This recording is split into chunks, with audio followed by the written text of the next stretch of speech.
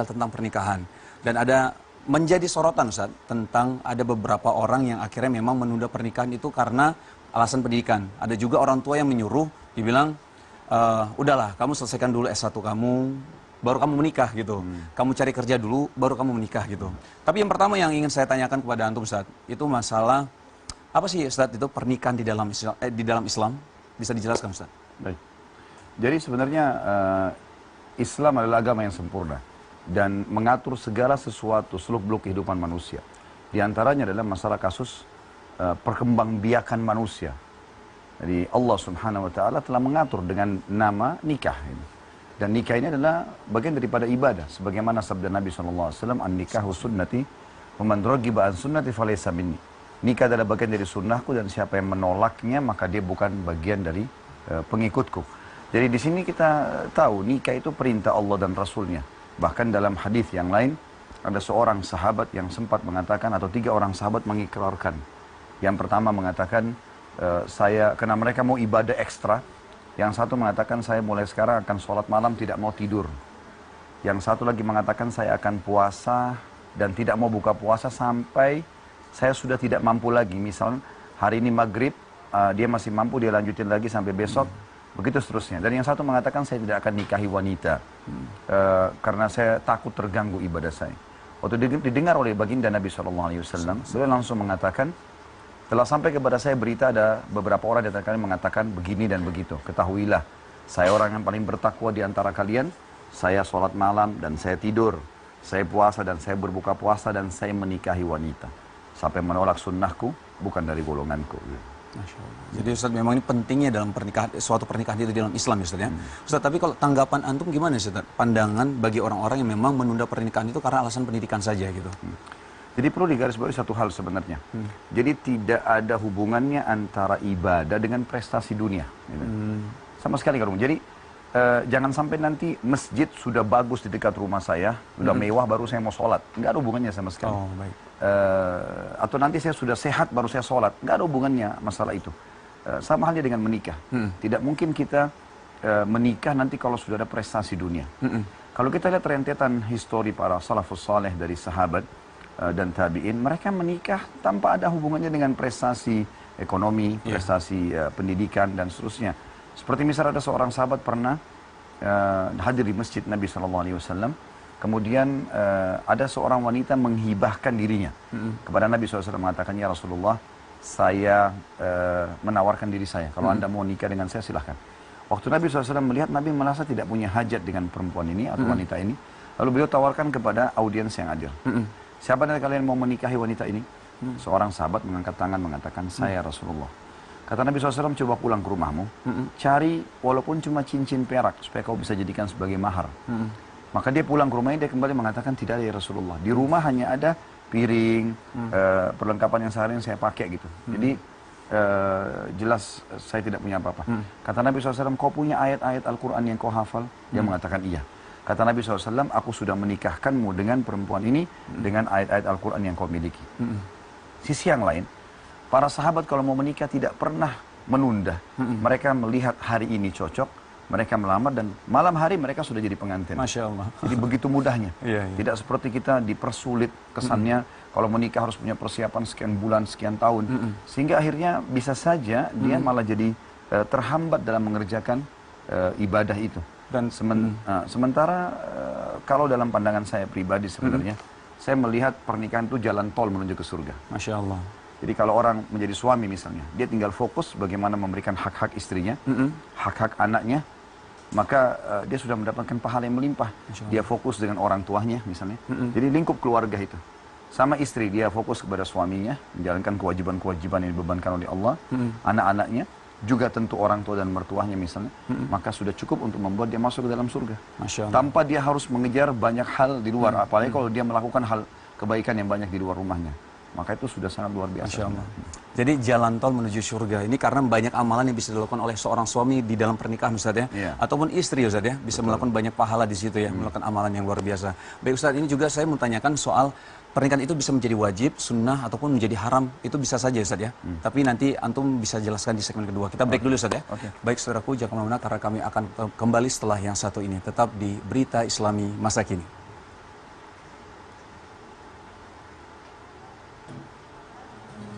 Itunya harus di-take ya?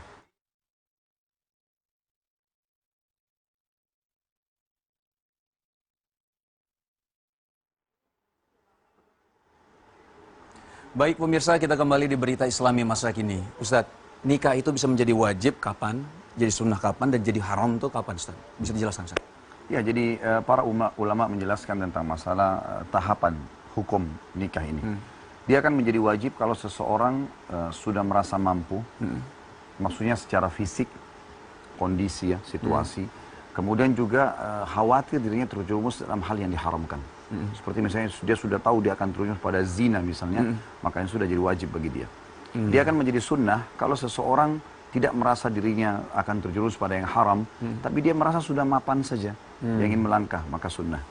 Dan dia bisa menjadi makruh kalau dia merasa menikahnya dia di saat ini, di waktu ini, atau di tempat atau situasi ini adalah mudaratnya lebih besar.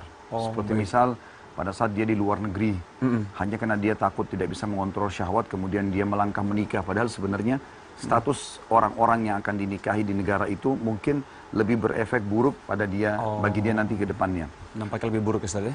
Seperti misal nanti susah adaptasi segala macam, ini jadi makruhnya. Kemudian dia bisa menjadi haram kalau dia menikah dengan, misal dia seseorang laki-laki menikah dengan istrinya orang. Belum status cerai. Kan ada gitu ya. Biasanya masa iddahnya atau belum ya? Di masa iddah misalnya. Dan si masa iddah nggak boleh, dia diprioritaskan untuk kembali kepada mantan suaminya. Nah, ini kalau ada yang menikah dianggap batal dan haram. Atau orang menikah dengan mahram, misal anaknya, ibunya, ya, tantunya, mahramnya, ini tidak boleh sama sekali gitu kan. Atau mungkin juga yang lain itu dia menikah seperti menikah dengan selain manusia ya, seperti nikah sama jin, menikah dengan hewan-hewan, kan gitu. Kan itu ada kasus dan terjadi. itu ada kasus terjadi.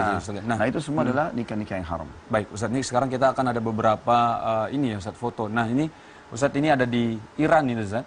Jadi ada nikah di usia yang sangat muda, yang laki-lakinya kalau tidak salah umurnya berapa ya laki-lakinya? Pokoknya sangat muda sekali.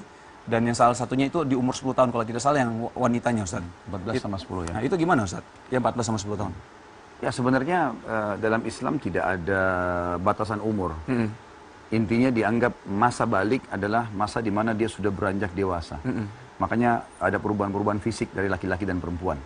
Baik laki-laki itu mungkin tumbuhnya kumis, rongga suara ya, suara membesar dan postur tubuh juga membesar. Perempuan juga begitu, payudara dan seterusnya. Ini ada perubahan dan ini menandakan mereka sudah meranjak ke tangga siap untuk menjadi tanda kutip pabrik manusia di sini. Artinya menikah tuh mereka menikah nanti akhirnya berkembang biaklah manusia dari rumah tangga itu kan. Tetapi masalah kasus begitu balik menikah ini belum pernah ada statement ulama yang mengatakan itu dianjurkan atau dibolehkan. Tapi tidak ada juga yang mengharamkannya gitu kan. Karena kondisional dan situasi. Misal ada orang mungkin umurnya 17 tahun tapi dia sangat dewasa mungkin. Atau 15 tahun mungkin sangat dewasa gitu kan. Tapi idealnya tentu dia menikah dengan kondisi dia sudah siap dan mapan. Dan siap di sini dan mapan dalam arti kata secara fisik. Karena fisik, ya? finansial atau secara ekonomi itu dia bisa mendapatkannya dengan cara dia melakukan kerja dan setelah itu. Baik Ustadz, ini selain itu kita ada juga, nah ini menarik Ustadz, tadi kan Antum sempat mengatakan haram hukumnya ketika menikah dengan yang bukan manusia gitu. Ini menikah sama seloyang pizza nih Ustadz. Karena apa tuh? Takut dikhianati. Pria Rusia ini menikahi seloyang pizza. Nah, ini dan mungkin karena enak sekali pizzanya, Ustaz. Atau gimana? Ya, saya tidak tahu ini dia akad nikah sama siapa ini. Kalau akad nikah sama pizza itu habis itu dimakan gitu. Nah, seperti apa? Atau seloyangnya kemudian nanti bisa diganti mereknya dan seterusnya. Maka ini tentu hal yang jauh. Kalau dalam agama Islam tentu tidak ada sama sekali. Dan saya yakin juga secara rasional pasti di negara Rusia pun tidak akan mungkin orang menganggap itu hal yang normal. Ya, jadi ini hal yang tidak normal ya Ustaz ya? Ya, sama sekali. Pastilah ya. Baik, terus yang selanjutnya, ini Ustaz, gadis ini mendadak jadi gila karena cintanya tidak direstui orang tua. Jadi syarat salah satu itu menikah itu memang harus ada restu orang tua Ustaz ya? Iya. Sebenarnya begini, yang perlu kita titik beratkan dulu makna cinta. Apa itu cinta? Banyak orang salah paham. Di Indonesia pun banyak orang kita tidak paham. Karena dianggap cinta itu pada saat mereka marah-marahan, mereka jalan bersama. Itu substansial yang sangat kecil. Kalau saya mengatakan saya cinta pada Allah, saya cinta pada Rasulullah, saya cinta pada agama, saya cinta pada orang tua, saya cinta pada pasangan, cinta pada anak, apa maknanya? Makna dalam agama kita cinta itu adalah pengabdian dan pengorbanan. Jadi contoh orang mengatakan pada istrinya saya cinta sama kamu, atau dia bilang sama suaminya saya cinta padamu, berarti dia siap mengabdi dan berkorban pada saat itu. Jangan pada saat pasangannya sakit lumpuh misalnya kemudian dia pergi. Atau ada orang yang lebih mapan secara ekonomi kemudian dia meninggalkan. Nah ini keliru semuanya. Baik. Nah di sini perlu difahami. Nah cinta biasa yang sengaja dimunculkan sebelum pernikahan ini hal yang mengakibatkan seperti tadi. Baik. Berbahaya sekali nih. Cinta itu dalam Islam muncul setelah menikah. Jadi kalau pacaran kita katakan boleh setelah menikah. Pacaran Sebelum boleh menikah setelah jangan. menikah. Karena pacaran itu akan sangat sama sekali dengan berzina. Baik Ustaz, cinta dilahirkan setelah menikah Ustaz ya. Baik Ustaz, kita break lagi Ustaz ya. Ya. Baik saudaraku jangan kemana-mana karena kami akan kembali setelah yang satu ini. Tetap di Berita Islami Masa Kini.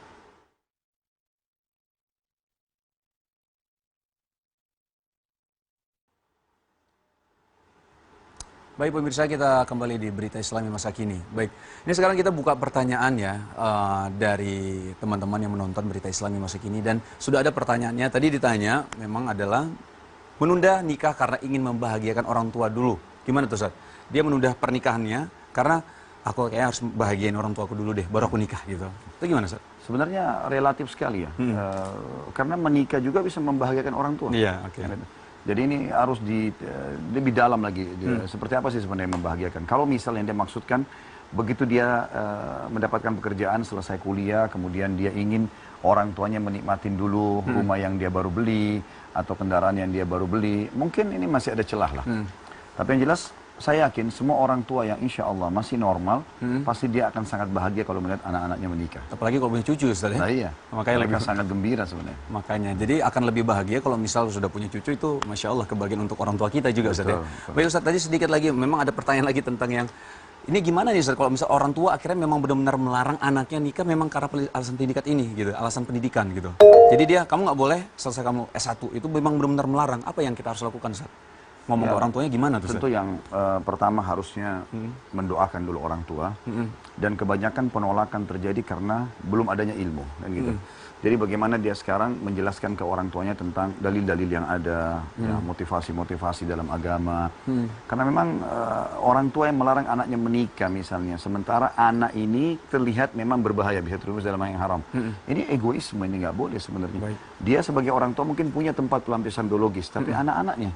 Saya menemukan beberapa teman-teman mahasiswa di kampus yang sempat menanyakan kepada saya, mengatakan, Ustadz, saya sudah ngikutin pengajian, saya sudah mulai dekat dengan agama, terus saya merasa fitnah besar sekali di kampus, godaan dari lawan jenis, dan saya ingin menikah tapi orang tua saya berikan syarat, kamu harus S1 dulu, nanti setelah S1 kejar lagi prestasi S2, S3.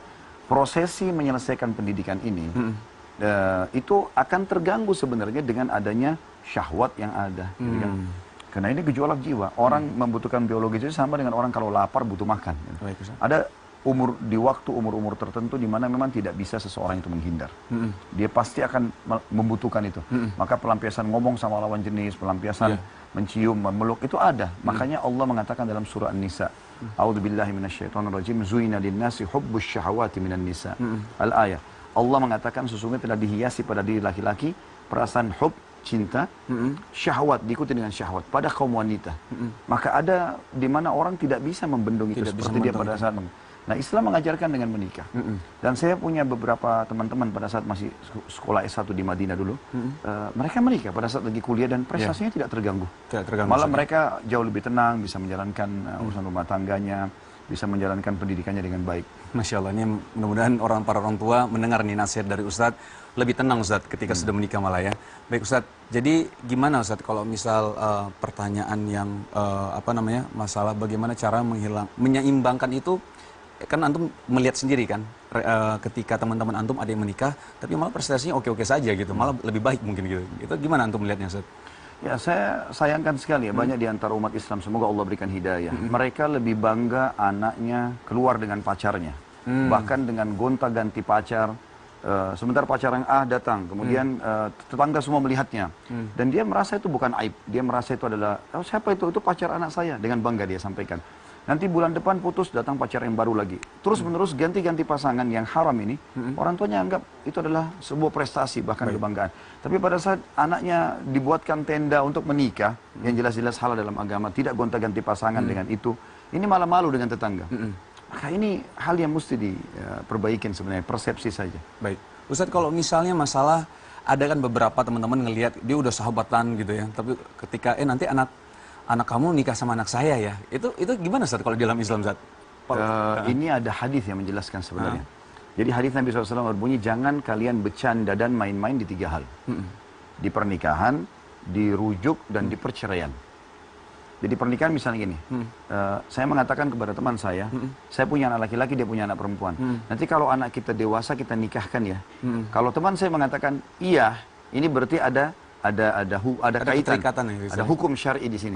Anak-anak nanti kalau sudah besar tidak boleh dinikahkan langsung kecuali sudah disampaikan. Dulu pernah ayah dan ibu jodohkan kamu sama si fulan. Setuju nggak? Kalau dia mengatakan enggak, saya nggak mau, ya sudah. Oh, hilang itu Ustaz ya? Terbatalkan karena yang sedang kita ikat adalah anak-anak tersebut.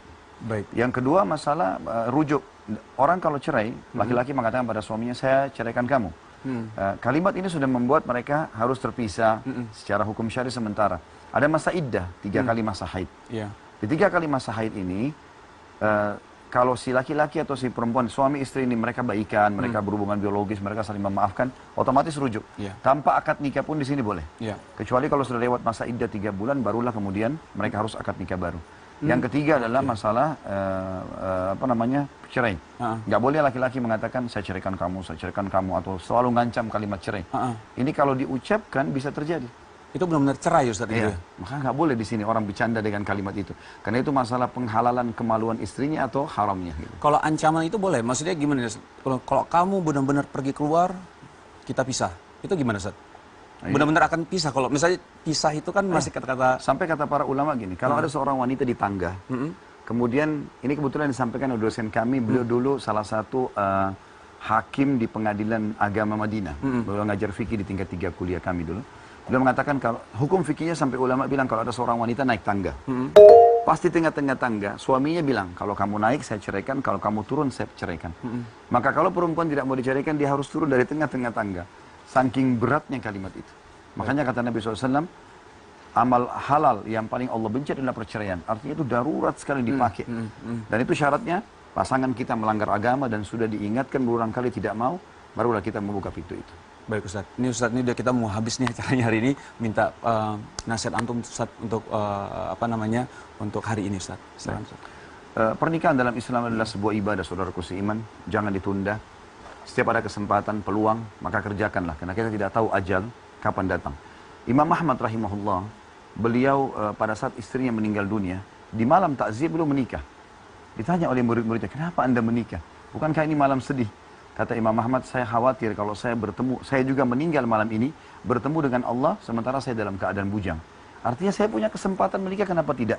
Secara syar'i. Beda perempuan yang harus punya masa iddah misalnya. Saking pentingnya masalah pernikahan. Yang kedua bagi orang tua, jangan tunda pernikahan anak-anak.